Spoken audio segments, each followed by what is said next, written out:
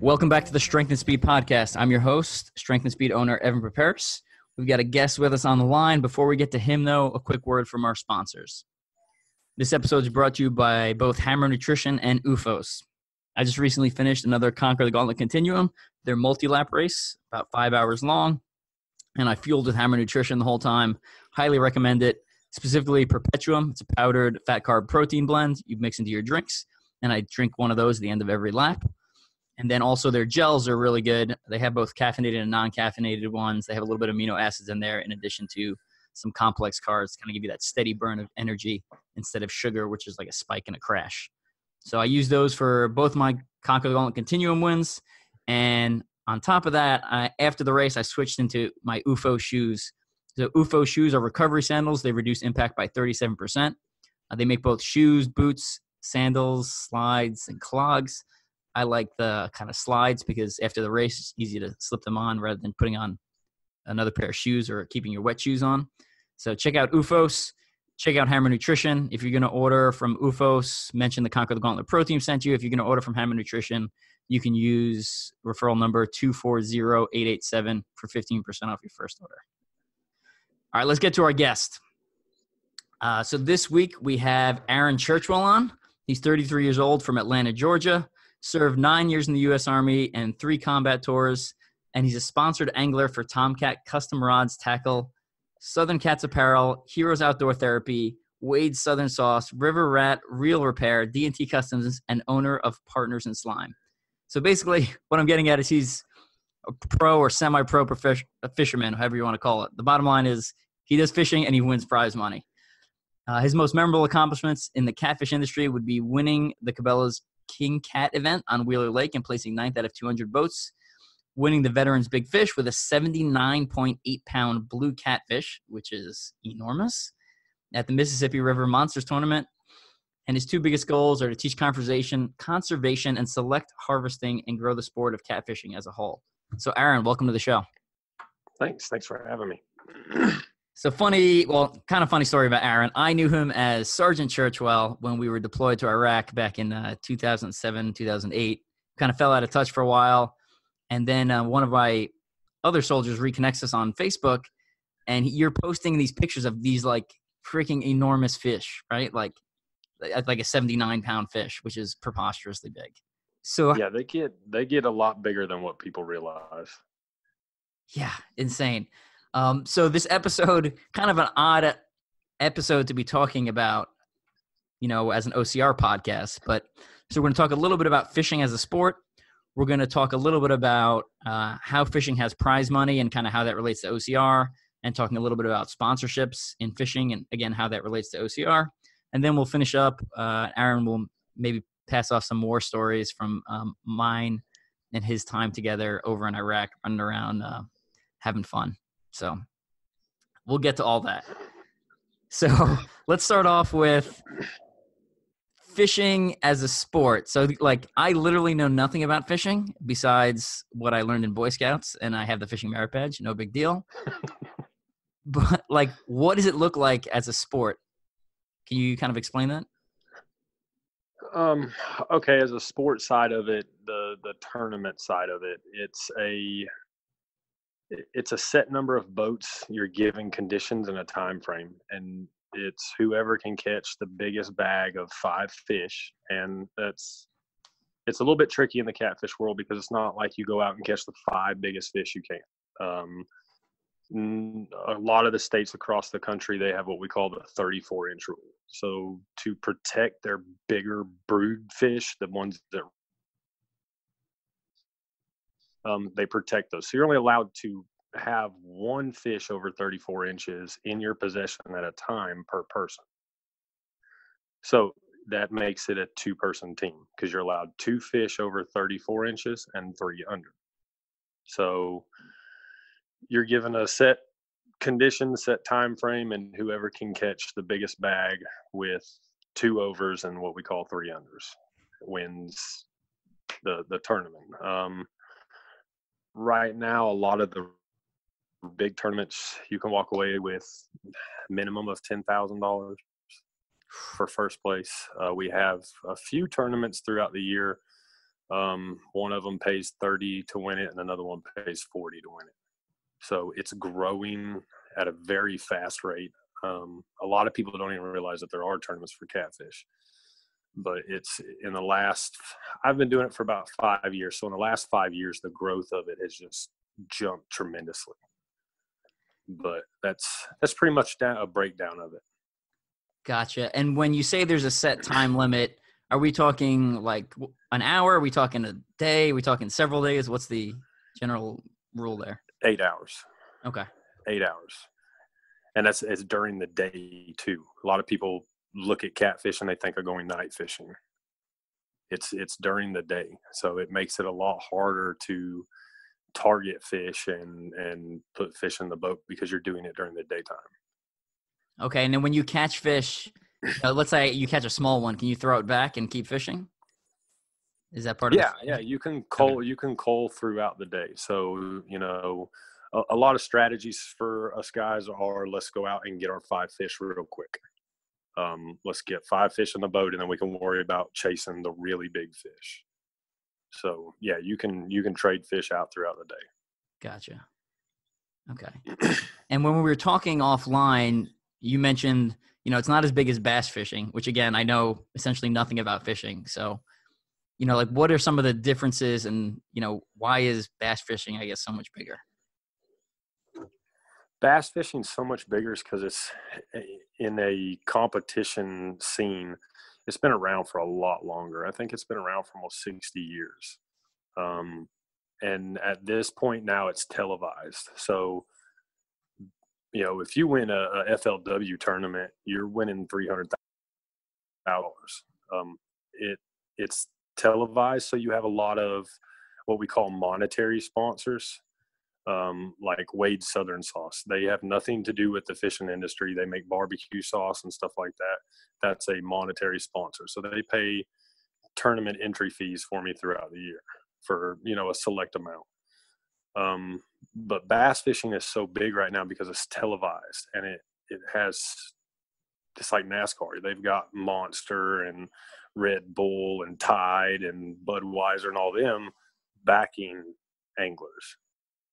So that's where all the money comes into it. That's why they're able to pay out such big payouts, and that's why it's a lot bigger than what the catfishing industry is. Gotcha. And why do you do catfish over bass? Just location? Well, no, it's not location. It's actually funny because we actually joke with a lot of the pro bass guys. Because we do seminars for Cabela's and Bass Pro and different stuff like that, and we'll meet a lot of the crappie and bass guys and everything like that, and we joke around with them. But the main reason for me is that this is my roots. This is what I grew up doing with my dad when I was a kid. So when I got out of the Army, when we were stationed at Campbell, that's some of the best catfishing waters right there outside Fort Campbell. I never even knew it. But when I got out of the Army, I got back into fishing. And that was what I went back to, is what I grew up doing. And plus our fish get way bigger than the bass. So do you think those major sponsors, I'm guessing they are involved in bass fishing just because it's more established and has been around longer? Would that be true? No, I think it's more publicity. It's televised. It's all over everything you see when you think about fishing. You get on YouTube and you start looking at fishing videos, and you're going to see a lot more bass videos and guys that go out and bass fish, and it's more out there in the public's eye. And that's one of the big things. Like, I don't know if you guys have monetary sponsors in OCR yet, where they pay for your travel and everything like that. But as it gets televised and as it grows and it gets bigger, that's when those outside companies. That's when they start looking at it like, hey, this is real advertisement. This is something we need to look into. Yeah, OCR is kind of interesting. We had actually a lot of races televised 2 years ago, and then it kind of peaked, and then it kind of dropped back off, and now I think just the Spartan National Series is televised. So yeah, when it was televised, there was some big sponsors and some huge prize money. There was like a bonus prize of $100,000 for one of the 24-hour races that Ryan Atkins and John Albin won. So they split the purse, so 50-50. But after we lost some TV rights, so Tough Mudder X was no longer televised, and Toughest Mudder was no longer televised, and World's Toughest Mudder is no longer televised. A lot of the big monetary prizes dropped off.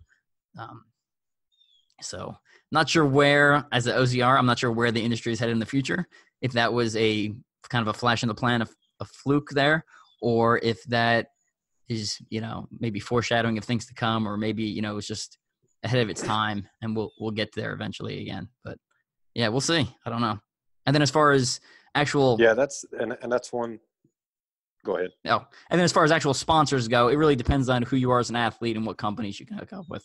It's a lot easier to get a product sponsorship because the company knows their stuff is going to get used and seen, than it is to get a monetary sponsorship. So,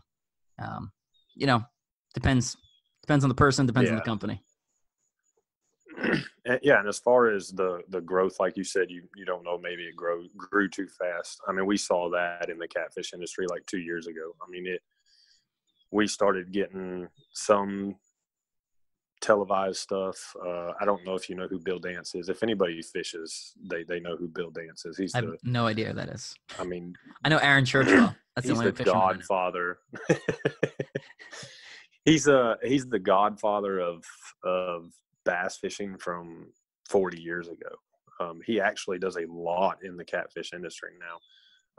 He's pushing for a lot of regulations across the country and everything like that. But he kind of paved the way. And whenever he first came out into the catfishing scene, we had a lot of, Bill Dance is doing a fishing episode on catfish like that, and it all kind of started to get bigger, and then it just kind of slowed back down again. So I mean, it's got its ups and downs. I know eventually it'll get to that point, and that's all you have to do is just stick with it.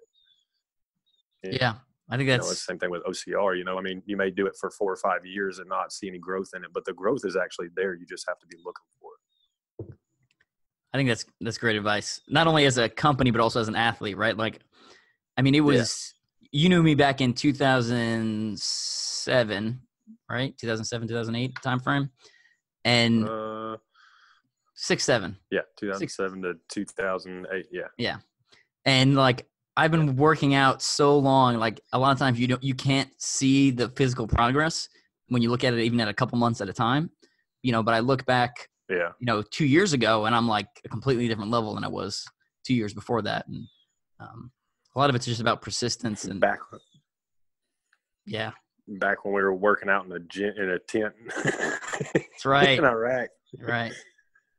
Yeah. So you've always been fit, right? Like you said, we used to drink some No Explode and then head to the tent gym there in Mahmoudi, Iraq. Is fishing physically taxing, right? Because I mean, pulling out an 80-pound fish out of the water has got to be. I mean, that's got to be hard. Like, do you do any physical training to prepare for fishing, or is it just your natural? I think it's more mental. I think it's more mental than physical. I'm still like I was saying, I'm still physically fit from when I was in the military. I don't physically work out. I mean, I live a active lifestyle, but I don't go to the gym. I don't run anymore or anything like that. But as far as mentally fit, there's a lot that goes into fishing a tournament. I mean, there's a lot of things that lead up to before the tournament. A lot of times we'll leave 5 days before the tournament, and we're out there just trying to put a pattern on fish that we can come tournament day that, hey, they were doing this throughout the week. So you spend a lot of time out there. I mean, there's days where you'll spend 20 hours out there on a body of water just going and just looking and putting pieces of the puzzle together. So I would say it's more mentally than physically. Yeah, I mean, doing anything for that stretch of time is mentally exhausting, whether it's reading or typing or running. That is a severe mental drain. Yeah. And I actually released a Mud Run Guide article about a year or two ago that talks about essentially a bunch of scientists did an experiment where they stressed people out mentally, had them do like a test on a computer where they had to click buttons, and then had them do a physical event afterwards. And they found that those who were stressed from doing the mental event beforehand performed worse physically during the event because their mind was tired, which meant their body couldn't push as far. So kind of interesting. Yeah. There. Now, when you say, you go out to is there any equipment that's illegal, right? Like, can you use like radar and stuff like that to find the fish, or is it there are rules? No, you can use depth sonar, finders and sonar and stuff like that. It's kind of crazy the technology we have today as far as finding fish, but you can always find fish. You can't make them eat. So there's a fine balance between relying on your sonar and relying on gut instinct. So, I mean, you can go out and find an 80-pound fish, but the odds of you actually getting him to eat is a lot less than what people think. So, but yeah, there's no, you can't, it has to be on rod and reel. That's the main rules. You can't go out and do like the old timers used to and use nets and put them out across the river and then wave fish in off that. But it has to be rod and reel. I can't drop C4 depth charges into the water. Blow them up. No. DNR will get you for that one. I guess my other question about fishing, right? Like growing up, it just seems very random to me. Like I feel like obviously there's skill involved because you're doing well and you're catching these huge fish. But like what's this? What do you do to find bigger fish? I guess I just don't understand because I'm such a novice fisherman here.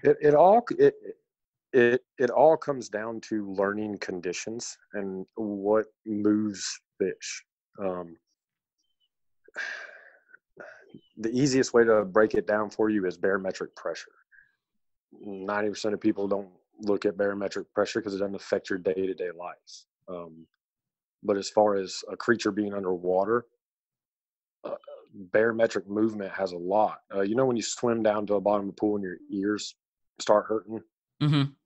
Okay, when barometric pressure changes, if it rises, then it makes the pressure underwater even greater. And everything that affects how deep or how shallow a fish goes is in his air bladder. So the same pressure that you get on your ears, they get on their air bladder. So at normal pressure, it's normal feeling to them. At a high pressure, it's a lot greater of feeling, so they'll move shallower. And that's in your bigger fish. Your smaller fish can still move freely throughout the water column with whatever barometric. But barometric would probably be the greatest attribute to where fish move to. Gotcha. So, yeah, there's a skill into it. A lot of people think that there's a lot of luck to it, but there's a skill to be able to travel all over this country because every body of water fish is different. So what works on one body of water may not work on another. So every body of water fish is different. So being able to travel all over this country and successfully putting fish in the boat wherever you go, that's how you can tell when somebody has skill or they're fishing off luck. Gotcha. Interesting. And then as far as the lure or bait, what are you using to get catfish? I live my life by, it's called match the hatch.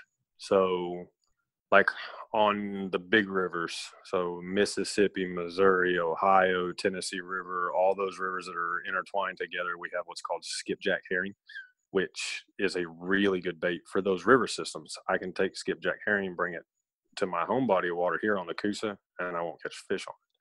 So you match what is in the water column at that time. So it changes throughout the year. Interesting.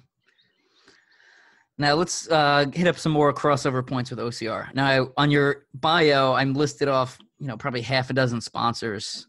How did you get those sponsors, and kind of what recommendation you have, whether they're a fisherman or an OCR athlete, for, people trying to get sponsors or product to help support them or reduce costs in their racing or competing? I have become really good friends with the owners of the companies that I fish with over the last few years. And this, from their mouth and from me being a business owner, that I do sponsor people, I think the biggest thing is they don't want to sponsor somebody that's never used a product. Because when you look at somebody that's never used a product and they come to a company and say, hey, I want to use your guys' product and, push it to other people and everything like that, they don't have any experience with the product. So when you have somebody that's used the product before they approach them, and then they approach them, they have their own, hey, I've used it, this is the experience I've got out of it. And I think that that's for them to try to put it in other people's hands, they have their own experience. So it's easier for them to, hey, this is why you need this product. This is what it does for me. I've been using it for this long, and such on. So I think the biggest thing is reach out to a company for a product that you use. Every company that I've fished for, other than Wade's Southern Sauce, every one of those companies, I use their products before I ever approached them. So I think that was the easiest thing for me, was having hands-on experience with it before I went to them. And in the fishing industry, I know we don't like seeing people that just jump from one product to another product to another product to another product, because in all honesty, it makes them look bad. So, find a product that you like and stick with that company. Don't jump forth, and having a good resume too. I mean, have a good resume for yourself, something that you can send them and they can sit down and read it and be like, okay, I want to talk to this guy, and then go from there. Yeah, I think you said some good stuff there, especially obviously using the product. And then you also mentioned actually reaching out to the company. I've had people be like, oh, why are you sponsored and I'm not, and I have better results than you? And it's like, did you ask the company? And they're like, no. It's like, well, you should probably ask the company. If you don't ask them, unless you're a really big name in our sport, like, people aren't approaching you. You need to reach out to them. And honestly, I have my little strength and speed thing, and we have some athletes in there. And the athletes that they approached me typically do a better job than if I approached them, because it shows interest in their part versus me trying to convince them to, get on board with. Most of the time when they approach you, there's actually willpower that they want to be on that team, that they want to use that product, and they want to, be the face of that product. So they're going to give you a better result out of it than somebody that you reach out to and said, hey, here, let me send you this and try this. Let me know what you think. Right.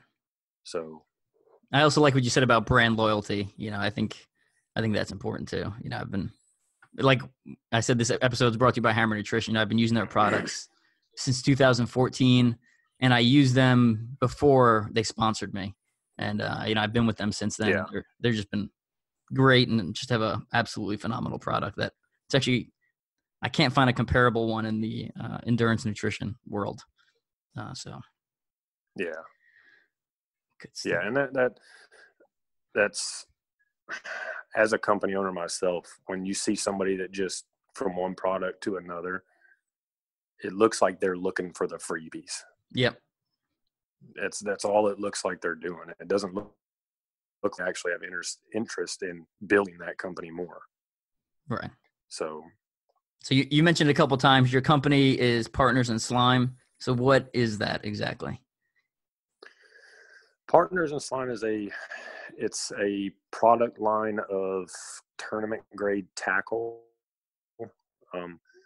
that there's a lot of people think about catfishing, and they think about going out there, putting an anchor down and sitting there for hours and waiting. There's actually a lot of ways to target catfish. One of them is drifting. And that's where you're covering water. You're moving the boat. You're going and looking for those fish.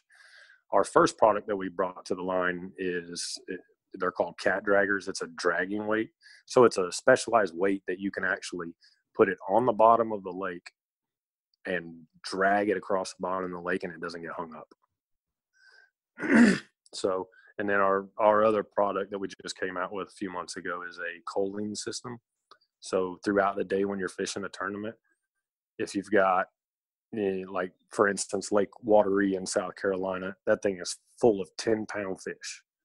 So when you're in there and you're got 5 10-pound fish in the live well, instead of having to pull every single one of them out and weigh every single one of them every time you catch a fish, we have a coaling system that goes on the fish, and then it's got a different color on each one of them. So as you catch the fish, you weigh it, put the coaling system on it, and be like, okay, orange weighs 10.2 pounds, green weighs 10.3, and such on. And then when you catch a fish, and you're like, okay, he's 10.4, so I know my littlest one is the orange one. Let's get the orange one out, let him go, put this one in the orange one. You update your system, put him in the live well, and you're back to fishing. Gotcha. Cool. So we have some other products that we're working on now. So, I mean, January we started the business, so it blew up really fast for what I was expecting. I didn't expect it to get that big overnight, so it took us a lot of time to be able to keep up with our orders and everything like that. So we've had to try to slow down on putting new products out there. But it's a tournament tackle business, I guess you could say. Gotcha. And how important is social media to the fishing industry? Like, I guess in my head, I'm picturing fishing guys as being older and not necessarily on social media, but I feel like that may be a misinterpretation. So, like, what's the average age of the guys you're competing against? And then, again, how important is social media? There actually isn't really a average age. I mean, our age variation is huge. I mean, we have guys that are 21 years old all the way up to 70 years old that fish. But as far as social media, I think that is the number one contribution to building your own name in the sport. I'm pretty sure that's the same way across the board in anything. Yeah. Because it's so easy to meet people all over the country that you would never have a chance to meet. Social media, and they can know who you are, what you've done, and everything. So I have people come up to me at tournaments all the time and be like, hey, you're Aaron Churchwell. Hey, what's your name? But it's people that I meet off Facebook, or they follow me off Facebook, and it's an easy way to how do you say that? Connect with people, I would say. Yeah, I connect with people and build your reputation as an angler. Gotcha. Cool. So what's your social media handles, just so in case someone wants to get them excited about fishing? I have Facebook, Aaron Churchwell, and then I honestly don't even remember what my Instagram is. I want to say it's Aaron Churchwell. Primarily Facebook, I guess. Yeah. Yes. I hardly use Instagram. And then the Partners in Slime, I'm guessing you have a website, or? We have a Facebook page for that. We're in the middle of setting up a website now, so it'll be a few weeks for that. But we have a business page on Facebook for Partners in Slime. So you mentioned some of the prize money from fishing, or catfishing specifically. Just out of curiosity, what's the largest prize you personally have won? 5,700 is what I brought home from Mississippi River Monsters. I fish for a company that's called Heroes Outdoor Therapy, and so you can find veterans that are I don't that are down on their luck and they don't know what to do when they get out of the military. And you see a lot of guys turn to alcohol, turn to drugs, stuff like that. What they do is they connect veterans that are lost with people in the outdoor industry. And they started Heroes Outdoor, and it's a nonprofit organization, and they pay the travel part of it. Because a lot of these guides and these resorts and stuff like that, they'll give away trips for these vets to come fish with this guy for 3 days or go on this hunt for this, period of time and all that. The problem is a lot of these guys didn't have the money to get there. So Heroes Outdoor, they raise money, pay the travel money for them. So they'll buy them a plane ticket to fly out there or something like that. Well, to help grow their business, he got into the fishing industry, and they put, it's kind of like a prize thing together for the veteran that catches the biggest fish, and they donate $500 to it. In Memphis last year, whenever they got up on the stage at the captain's meeting and said that they were gonna, donate this $500, everybody from the tournament just started going up there and handing them money and all this, and it ended up being $3,300 total. And I mean, you want to talk about make a veteran cry. I mean, I was back there like, holy moly, this is crazy to see, the sport that I love so much stand up for its veterans. And that was the very first big fish pot that they had done, and it raised $3,300. And little did I know the next day that we were going to catch that 78.9, which won that. So we won the veteran big fish. We won 9th place out of, it was over 200 boats. And what else was it?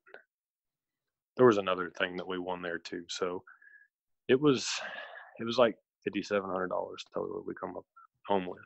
So that's pretty awesome. And I know in the OCR industry, there are similar nonprofit organizations that do stuff like that. I haven't actually looked into what they provide, but I know like Operation Enduring Warrior, and there's like Veterans Overcoming Obstacles, and there's some other ones that, if anyone's a military veteran and wants to get into that, or, I think what you said about veterans getting out and, going towards drugs or alcohol is, pretty spot on. The military definitely has a heavy drinking culture, right? Because you're not allowed to do drugs because you get drug tested all the time. But drinking is like socially acceptable and almost the norm. Like when I tell people I work with I don't drink, they look at me like I'm weird, right? Like they want to know why. They want to, like, am I an alcoholic or what's the deal? And it's like, no, I just do a lot of fitness, and winning. How many DUIs you got? Right, exactly. That's what they want to know. It's a math equation to me, right? Like I'd rather win than drink, and one drink's probably not going to hurt my chances at winning, but like it's not going to help it either. So, I just stopped. But Yeah, that was, I don't know if you remember, because when you left the platoon, when we got back, you went to school, didn't you? Or you went to your group or something. I don't remember. Yeah, I went to the captain's career course, and then I went to Q course, Special Forces training. Yeah, so I mean, when we got back, I was drinking heavy. The rest of the time I was in the military, and when I got out, the biggest thing for me was I went to a bar one night, and I looked around and I was like, this is not the same without my boys. Yeah. And that was the last time I went to a bar. Yeah. That was, I'll still drink a beer here or there, but I don't think I've actually went out and got tore up like I used to since I got out of the military. Oh, I was going to say, yeah, back to what you were saying about when people get out of the military and they turn to alcohol or drugs and stuff like that. That's what Heroes Outdoor is trying to get people away from. Leslie and her husband, Troy Leslie, did the same thing. She got out. She was in the Marines. She got out and turned to alcohol and finally started getting into the outdoors and fishing and stuff like that. So that's what she saw helped her. So that's what they're trying to do, is help other people that get out and they don't have a direction or drive or anything like that, and show them that there's other things out here you can do other than that. There's other people out here that'll be there by your side, you know. So yeah. I mean, when I came back from my first deployment, we knew before I got back from Iraq, we knew when we were going back to Iraq before I knew the date I was coming home. So like one deployment ended and they're like, all right, they're like, you're going back in September. It's like, it's September right now. Like, what do you mean I'm going back? You know, like we're going back a year later. So when we got back from that deployment, you know, you're 100% going back to Iraq in a year. So, I mean, we partied, we partied hard, right? Like, you know, you could be dead next year. So might as well live it up while we can. And, so, I mean, it builds bad habits that some people have trouble breaking later in the future. So back to talking about sponsorships real quick. Would you winning a $5,700 prize is pretty impressive. Would you say you get more benefits from sponsors or from prize money from competitions? Right now, I would have to say the way the industry is from prize money. Okay. There's not a lot of anglers out there in this industry that actually have companies that'll pay a few tournaments of the year or pay your gas and stuff like that. So I think across the board, I would have to say prize money. Gotcha. So I'd imagine that varies depending on how good of a fisherman you are, right? Like if you're maybe a couple, you know, obviously if you're your level or better, you know, the prize money is going to be better. But if you're maybe not, you're not as winning those big purses. Because there's a lot of guys that just fish what we call local tournaments that are on one body of water once a month, and you know they may walk out of there with $400 or $500 if they win one.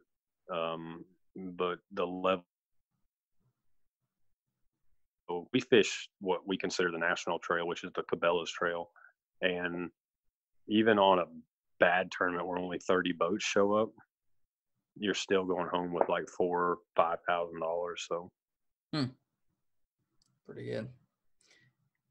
When they determine prize money, is there a fixed prize or is it like a percentage of people that enter? Like, you know, they take 10%. It varies with the number of boats that enter.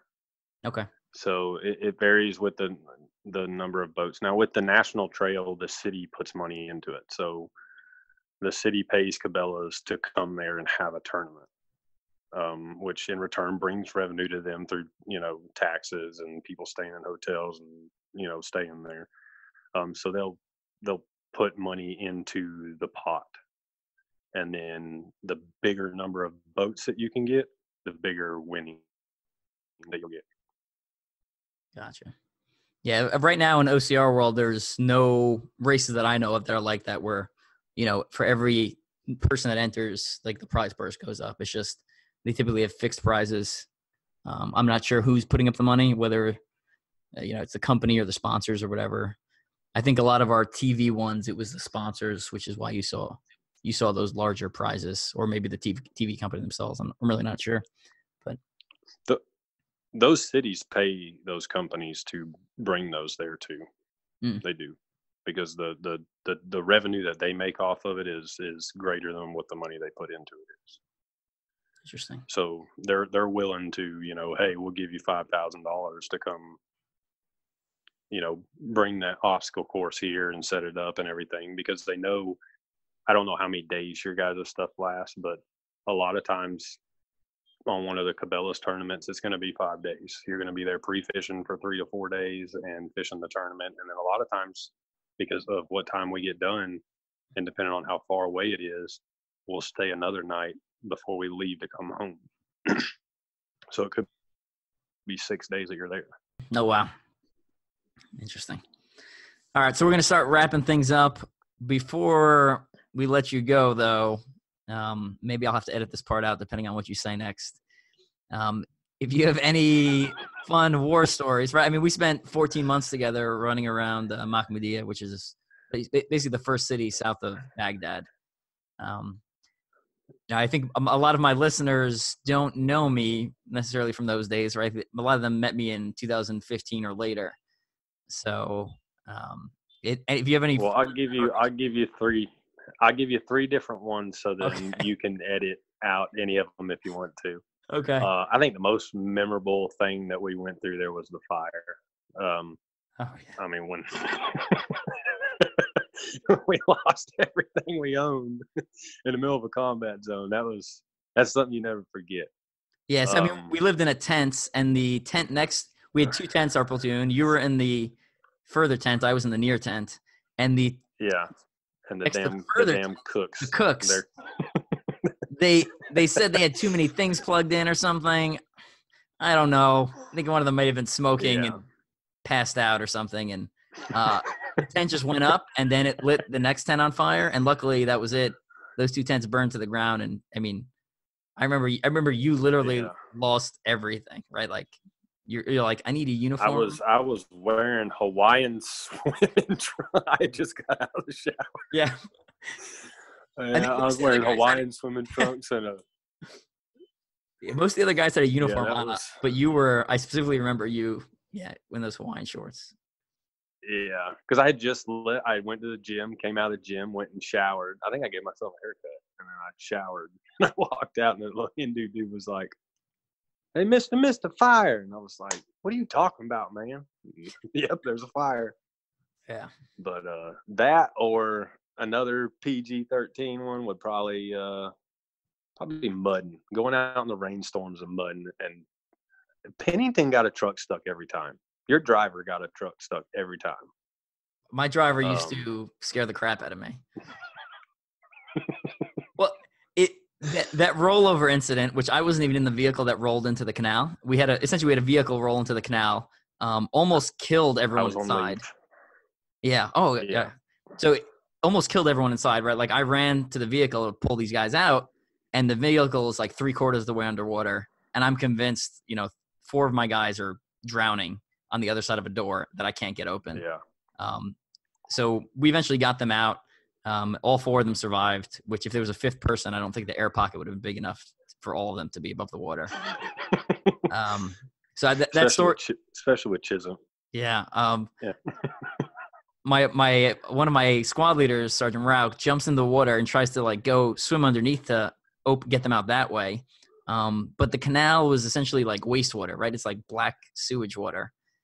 And this is the best part. It was our sewage water, wasn't it? Yeah, I don't know where it was coming from, but we were going towards a raid, so we essentially pulled security on the truck after we saved everyone, and then we went on the raid still. And Sergeant Rauch, like we clear a room, make sure there's no bad guys in there, and Sergeant Rauch's like, hold on a second, and he like throws up in the corner, and I'm like, ah. And then he's like, okay, I'm good. And then we would continue the raid after him dry heaving. It was awesome. We made fun of him later for it, but at the time it was pretty awful. Anyway, yeah. So and then I'd say the not PG-13 would probably be. Was it Caw Apartments? Was that the ones that? Yeah. Yeah. There was Cadicia and there was Kaka. That's QA. Yeah. The night at the Caw when they told us don't be there after dark, and we found the cache and all hell broke loose. Yeah. Basically, we got shot at from another rooftop. Luckily, we had the foresight to put people up on the roof to provide overwatch. So we got into a small firefight there, and Sergeant Rauch, again, the guy who's throwing up on the other raid. He maneuvered his way to the top of the apartment and tossed a grenade up there and ended the incident for the bad guys there. Actually, the Iraqi army forced us to go over there. Into Kaka? We were like, no, don't. Yeah, well, no, to go across over into the apartment building. Okay. Me and Rout were pinned down in that little market area, and we told the Iraqi army, stay, and then they just took off running, went in the building. We were like, well, can't leave them. Let's go. But that is good. So yeah, that's I didn't know that part. I remember Petch Petch was yelling at us on the radio, "Don't go across that road. Don't go across that road." So, yep. That was a good. I haven't talked to Sergeant Petch in a long time. That was a good time. It was also after that. We had the 50 cal machine gun on top of the trucks, which I didn't shoot. We didn't shoot in the apartment complex, not because I was trying to avoid damaging anything, but because my gunner couldn't see the angle he was at. He just couldn't see the guy shooting, right? And I remember after that, my battalion commander was like, "Great job not shooting the 50 cal." And I was like, in my head, I was like, "We didn't shoot because he couldn't see, not because I was like." I would have leveled that building to get to that guy, but air support was taking too long to get to us. But yeah, that story is the Army were not scared to shoot the Dishka that night. Yeah. There's for those of you who've been to Iraq, there's a move we call the Death Blossom, and basically when some of our partner force makes contact, sometimes they just shoot in all directions, right? Because it looks like a death blossom. And depending on how long you've been working with your partner force, sometimes they have a little more controlled fires, and other times they just shoot everything. So it's an acquired skill. You got to work towards fire control and stuff like that. But yeah, that story is actually not in my book. I left that one out. But you get to hear it here. But there's plenty of other good stories in there. Finding mass graves, a bunch of other caches we found, and I'll never forget that smell. Yeah, so that's in the book, and going into the hospital morgue with their, which essentially is a metal box. Oh my word! Don't even remind me of that. The metal box out behind the hospital, where we were gagging 100 meters away from it. That's a good story too. You can read about that one in my book. Yeah, that's a good one. All right. I'm gonna have to order that book, sir. Yeah, it's a good one. You guys, I can't remember. I didn't name too many of the guys in the platoon. I named a couple of them. But yeah, it's you'll bring back some good memories. So if anyone wants to copy that book, you can head over to teamstrengthspeed.com, the online store. Book's called Ultra-OCR Man, From Special Forces Soldier to Record-Setting Professional Obstacle Course Racer. So it's about 2 chapters in there about military war stories, and then the rest of the book is a lot about Ultra-OCR and raising money for the charity Folds of Honor, providing scholarship money for children whose parents were killed or wounded in action. Aaron, thanks for coming on. Before I let you go, any final shout-outs you want to give, fans, family, sponsors, etc.? No, I mean, I just want to thank everybody in the fishing industry that stands behind me. So that's pretty much it. Right on. Well, Aaron, it was great catching up with you, and hopefully I'll see you sometime in the future. I know like we were talking about offline, there's a big race in Atlanta, 24 hours of World's Toughest Mudder, which I'll be at this year. So maybe we can link up or something, grab some lunch or dinner. Let me know, sir. I'll come down there and hang out. So yeah, there's a lot of good suffering there. It's so good. A lot of sad faces. Yeah. When the temperature drops. It's a good time. We'll bring back some memories of the military and suffering in the field. Yeah. Yeah. All right. We'll catch up with you later. Thanks again for coming on. All righty. Bye.